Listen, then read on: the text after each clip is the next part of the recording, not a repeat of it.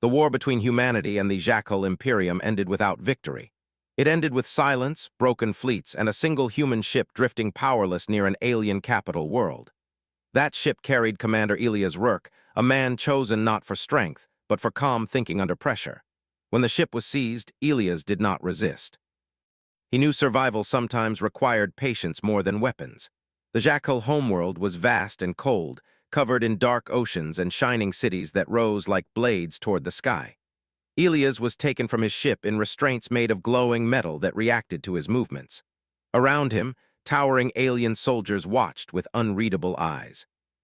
Their armor was old but well-maintained, decorated with symbols of ancient victories. Humanity was just another symbol to be erased, or so they believed. Elias was marched through long halls into the High Court of Judgment. The chamber was enormous, shaped like a half-circle, with rows of alien nobles seated above a central platform.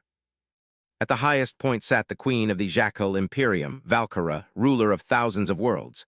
She was taller than any of her people, her presence heavy, her crown forged from a single crystal said to predate their empire. The court was silent as Elias was forced to his knees. An ancient voice echoed through the chamber, reading from a glowing tablet. The law was clear. Humanity was declared a hostile species by imperial decree. By law, any human found within Imperium space was an enemy of the throne and subject to execution. Elias listened carefully. He had studied the Imperium's legal structure for years. He knew their laws were rigid, but also full of contradictions. When the voice finished, the execution sentence was announced without emotion. Still kneeling, Elias spoke. "I request the right to challenge the judgment under Imperial Legal Code 7. They were dark, sharp, and ancient. After a long pause, she raised one clawed hand. "Explain," she said. Elias lifted his head. His voice was calm, steady, and clear. "Imperial law states that hostile species are those who seek the destruction of the Imperium. Humanity sought survival, not destruction. The war began after Imperium fleets entered human space and demanded submission. Laws were meant to control others, not themselves. The queen watched without expression. She gestured again and silence returned. "You claim our law is flawed," she said. "I claim your law fears change," Elias replied. Gasps echoed through the court. Insulting the law was equal to insulting the throne. Elias knew this might be his last sentence, but he continued. "Humanity evolved under constant pressure. We survive because we adapt. Your law punishes that, not because it is dangerous, but because it cannot be controlled." Relief flickered in Elias' mind for only a moment. "Take him to my chambers." Elias was pulled to his feet and escorted through private corridors no outsider had ever seen. The walls here were smooth and unmarked, the air quiet. No guards spoke. No threats were made. The silence was heavier than chains. Inside the chambers, the doors sealed behind them. The space was wide and dimly lit, filled with floating lights and ancient symbols carved into the floor. There were no weapons visible. The queen dismissed the guards. Elias stood alone before her. "By our law, you are my enemy," Valkyra said. "Yes," Elias replied, "and yet you spoke as if you belonged in my court." Thinking did. And growth is how we survived extinction, famine, disease, and ourselves. We want a future. Far beyond the palace walls, the fate of two civilizations hung in quiet balance. Elias was left alone in the chambers for a moment, but it was not the emptiness of a cell. The room felt alive in a quiet way he could not explain. Light shimmered off the walls, and the floor seemed to hum faintly beneath his feet. When the queen returned, she did not sit, did not gesture to attack. She simply regarded him as one would examine a complex puzzle. "Why do you survive, human?" she asked. "You face death easily, yet you speak as if your life matters." Without survival, knowledge means nothing. Fear does not matter if you know the path forward. It is easier to declare us enemies than to question the foundation of your empire. Her eyes traveled over him as if she were measuring every thought, every intention. Outside the chamber, the halls were filled with murmurs of nobles, advisors, and soldiers. But inside, the queen and the human faced a different world. "You speak of survival and fear," she said finally. "And yet you are here, unbound in my chambers. I could order your death this moment." "I know, and I am here because you chose not to. You adapt where others fail, but this is also dangerous. Order is fragile even in my empire. We bend, adapt, and move forward. Prove that humans are not mere threats." That is why humanity thrives, even under impossible conditions. Humanity has faced extinction, famine, disease, and internal collapse. We survived every time because we find solutions when none exist. That is why the law fears us. We are unpredictable. I speak not to escape death, but to show reason. I have nothing to gain by lying. We change, adapt, and grow. Sometimes change is more powerful than fleets or weapons. How can I believe that humanity is more than chaotic survivors? I only present the truth. The law is old, rigid, and untested against a species like humanity. If you enforce it without reconsideration, your empire may face challenges it cannot survive. By learning faster than my enemies, survival is not luck, it is discipline and understanding. A single mind that can see the truth is worth more than an army that cannot. We shape the future, even when it seems impossible. Perhaps the law is not perfect. I call it understanding. Outside the chambers, the empire waited for a sentence, for justice, for tradition to continue. Inside, a human and an alien queen began a conversation that could reshape the galaxy. The night passed slowly. Elias spoke of humanity's history, its innovations, and its lessons from crises that had nearly destroyed it. The queen listened without judgment, asking questions that revealed her own curiosity. She challenged his statements, tested his logic, and for the first time in centuries considered the possibility that the law had been flawed. By the end of the cycle of moons, Valkyra leaned back in her chair, silent, thoughtful. Elias had survived the first night not by cunning or strength, but by the power of thought, reason, and calm truth. And the queen, who had ruled without question for centuries, realized that a human might not be an enemy at all, but a teacher, a mirror, and perhaps the catalyst of change her empire had never seen. The law had declared him a criminal. History had declared him powerless. Yet here he was, alive, unbound, and speaking truth to the throne itself. Elias Rourke understood that the next challenge would not come from alien soldiers or fleets. It would come from proving that humans could change not just themselves, but empires. And the queen, once certain of law, now faced the question she had never asked. Could an enemy be a guide to survival? The first chapter of that answer had begun, and the galaxy waited, unaware, for the ripple that was about to spread from a single human voice in the chambers of a queen. The chambers were quiet again, but the silence carried tension now. Elias had survived his first night not by force, but by showing reason. Valkyra the queen had spent hours questioning him, probing human history and human nature. She had begun to see that humans were not mindless conquerors or weak prey. They were survivors, shaped by crisis, shaped by impossible odds, shaped by their ability to adapt. But understanding alone could not protect him. The law still called him an enemy, and the empire was vast. Outside the chambers, whispers grew louder, and the nobles and generals plotted. Many could not accept the idea that a human could speak truth to the throne without punishment. Some even called for the queen to execute him before more ideas spread. Elias knew this. He also knew that the Imperium's obsession with order would make him a target. Every second he remained alive was a gamble, and every word he spoke could either build bridges or ignite storms. The queen returned to the chamber at dawn. Her presence filled the space like a living force. "You have spent a cycle of moons speaking of survival, of growth, of human ingenuity," she said. "Yet my empire will not accept your words without proof. Show me that your species is more than clever stories. We have survived extremes of temperature, scarcity, and isolation. Our cities are not just structures, they are lessons in adaptation. Every disaster is an opportunity to improve. Our history is full of crises that should have ended us, and yet humanity endures. The law may call us enemies, but that law does not understand humanity. We are not conquerors by default. We are problem solvers. If you see that, perhaps your empire can gain more than it loses. Actions can be arranged." Elias did not panic. He had studied the combat styles of many species. Even now, he observed the patterns, the rhythms, the likely strategies. When a figure lunged at the chamber from the side, he stepped to the side and used the attacker's momentum to throw him against the wall. Valkyra watched with a mixture of shock and calculation. "You are quick," she said. Elias gestured. "And you are not helpless." Not a single life was lost, yet the message was clear. Humans adapt, humans survive, and humans protect those they recognize as allies. After the danger passed, the queen studied him closely. "You saved my life," she said. "By law, you were my enemy, yet you acted to protect me. Humans do not kill without reason, and we do not protect without reason. You offered reason.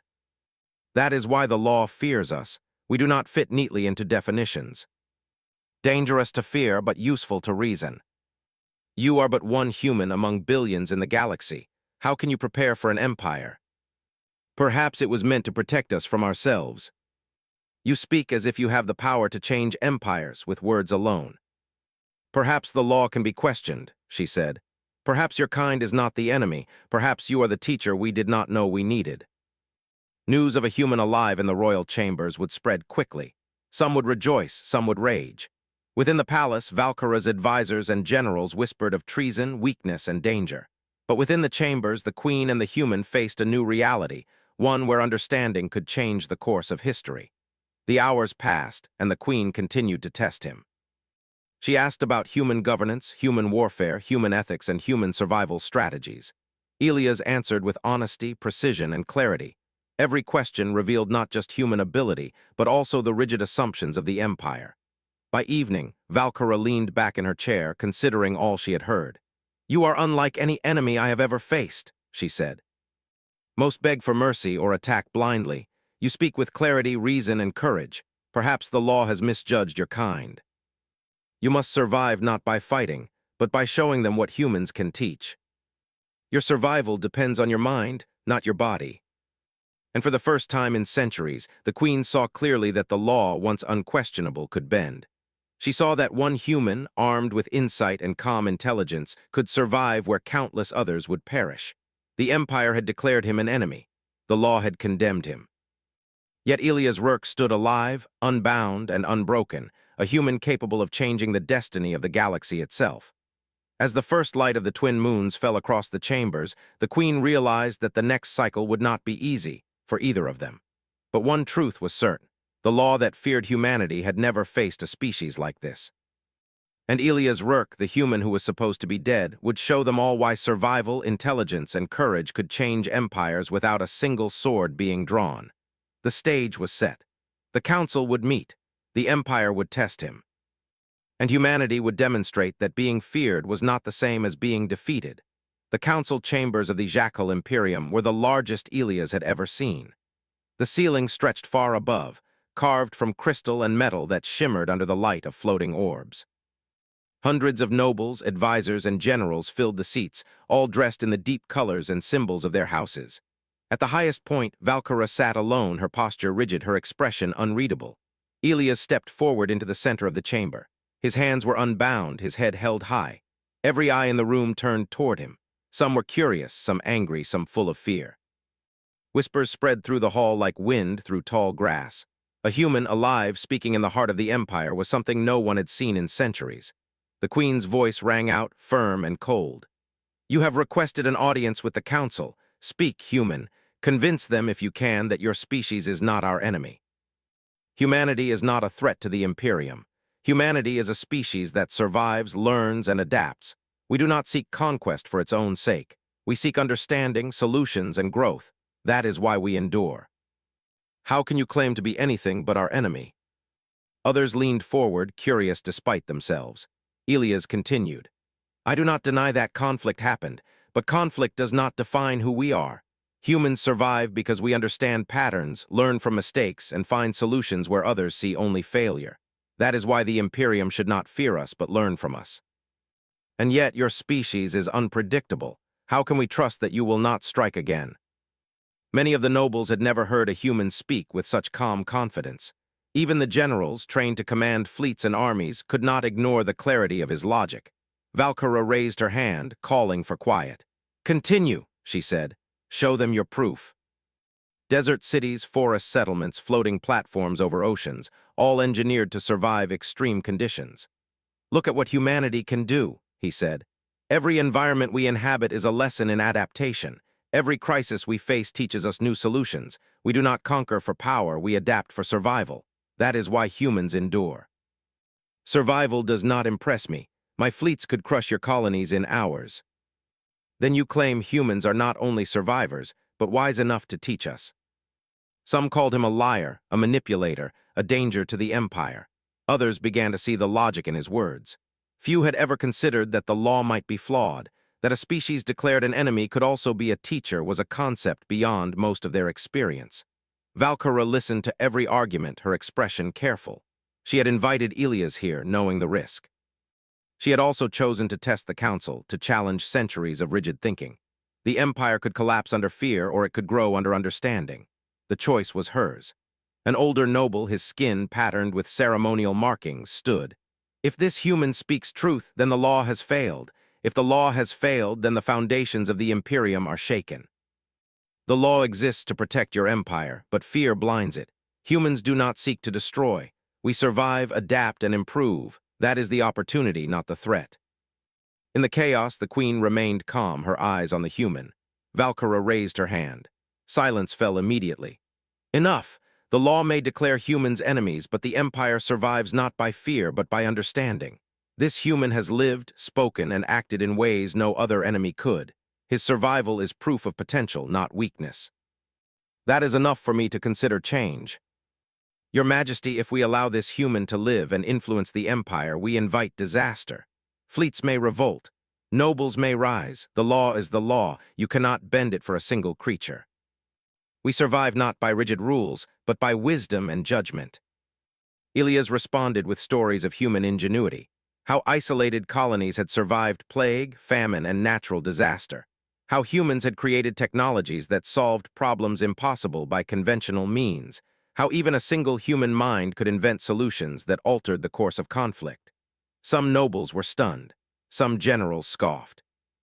Some simply listened, realizing that centuries of rigid thinking might have overlooked an entire species' worth of knowledge. Then the queen spoke again. Enough words. Actions will determine truth. Tomorrow, the human will demonstrate how his species can solve a problem that my empire cannot. If successful, the law will be reconsidered. If he fails, the law will act. I understand. Actions speak louder than words. The council will test me, and not gently. I must act carefully. The council, the law, and the empire itself would judge him. But within the quiet of the queen's presence, he understood one truth clearly. A single human, armed with reason, courage, and insight, could influence not just a battle or a fleet, but the destiny of an empire. And tomorrow, that influence would be tested. The next day, the council chambers were filled again, larger than before. Word of the human alive in the queen's chambers had spread through the palace and beyond. Every noble, general, and advisor who could attend had gathered, their expressions a mixture of anger, curiosity, and fear. Outside, the city buzzed with whispers of what might happen. A single human was about to challenge the foundations of the Jackal Imperium. Elias stepped forward, calm and collected. He had spent the night preparing, considering every possible argument and every possible reaction from the council. His mind was sharp, his senses alert. He knew this would not be a simple debate. The council would test him with law, with tradition, and with their deepest fears. Valkyra sat at her high seat, silent but watchful. She had already decided to test the law itself, but the council had yet to accept it. Their first challenge was not with weapons or fleets, but with questions designed to expose fear and uncertainty. The first noble rose, his face marked with the insignia of a house that had ruled for centuries. "Human," he said, his voice cold, "you claim your species is not hostile. Yet you entered our space and war followed. Explain why we should trust you now. Now I ask you to observe our potential, not judge us by fear of what might happen. How can you claim to influence an empire, much less teach us anything? Every challenge we survive strengthens us, teaches us new solutions, and prepares us for the next crisis. That is how a species grows without destroying others." Every challenge they threw at him was an opportunity to show reason over fear. Valkyra spoke then, her voice calm but commanding. "Enough with words alone. Human, demonstrate your point. Solve a problem that my empire cannot, and you will show the council the value of your species." The challenge was laid out. A system-wide crisis had crippled one of the Imperium's largest communication grids. Without it, fleets could not coordinate, colonies were isolated, and critical resources could not be distributed. Traditional approaches had failed. Many had already tried to repair the system with force, but nothing worked. Elias studied the system quickly, analyzing every node, every relay, every protocol. The problem was not technical alone, it was strategic. The grid had been designed to favor redundancy, but it was also rigid, unable to adapt to unpredictable failures. Humans thrived in such conditions. Humans solved problems that required creativity, improvisation, and speed. He began issuing instructions. Unlike the rigid protocols of the Imperium engineers, Elias suggested dynamic rerouting, temporary communication hubs using unconventional power sources, and automated repair drones operating in patterns no alien mind had considered. Every suggestion was calculated, precise, and practical. The council watched, some skeptical, some incredulous. Within an hour, the system began to respond. Communication lines restored themselves, fleets regained contact, and colonies reported back in sequence. The grid, once crippled, now functioned more efficiently than before. Gasps spread across the chamber. Some nobles whispered, "Impossible," while others whispered, "A human did this." You have shown adaptability, insight, and initiative. The law may have called you an enemy, but your actions speak otherwise. What you have witnessed is not rebellion, nor deceit, nor aggression. It is a demonstration of skill, reason, and survival. The law that fears humans may have misunderstood their potential. Others still resisted, clinging to centuries of fear. One older noble stood. "Perhaps we were wrong to label humans enemies. Perhaps the law must bend." He has shown that rigid adherence to fear can blind an empire to opportunity. The council, once certain that humans were enemies, now faced evidence that challenged everything they believed. A single human had survived, reasoned, acted, and improved the empire's critical systems. Valkyra rose, her presence commanding every eye in the room. "By my judgment, the ancient decree declaring humans as enemies is hereby abolished. Humanity is no longer a threat by default, but a catalyst for growth. Those who still resist may choose to learn, or they may fall behind as the galaxy changes. Your wisdom has preserved the empire and allowed understanding to flourish." The Imperium began to reconsider its policies, its rigid laws, and its assumptions about other species. Elias had not just survived, he had transformed the perception of his entire species. In the following cycles, humans worked with the Imperium, sharing knowledge, problem-solving strategies, and innovations. They were not rulers nor conquerors, they were guides, teachers, and catalysts. The empire grew stronger, faster, and more adaptable than it had in centuries, all because one human had survived, reasoned, and acted where fear once ruled. Elias Rourke returned to the chambers frequently, not as a prisoner, but as a witness and advisor. The council learned to question their own assumptions. The queen, once bound by law, now embraced insight. And humanity, once labeled an enemy, became the spark that reshaped the empire. The galaxy watched and learned. Empires rise and fall, but species that adapt, reason, and endure leave a mark far beyond fleets or battles. Humans had done more than survive. They had changed the Imperium itself. Elias stood once more at the window of the Queen's chambers, looking at the city below. He saw the lights of towers, ships moving across the ports, and the hum of life continuing. The Empire had survived fear, learned from a human, and discovered a new path forward. The law had declared him an enemy. History had written him powerless. Yet Elias Rourke had proven that survival, courage, and understanding could influence an empire without a single war being won. The galaxy was vast, the challenges endless, but humanity had shown that it could endure, adapt, and guide where others feared to tread. And for the first time in centuries, the Jackal Imperium knew that one species, unpredictable and clever, could change the stars themselves, not by force but by reason. The story of the human who was supposed to be dead spread across worlds, remembered not as a tale of violence or conquest, but as proof that intelligence, courage, and survival could redefine the destiny of civilizations.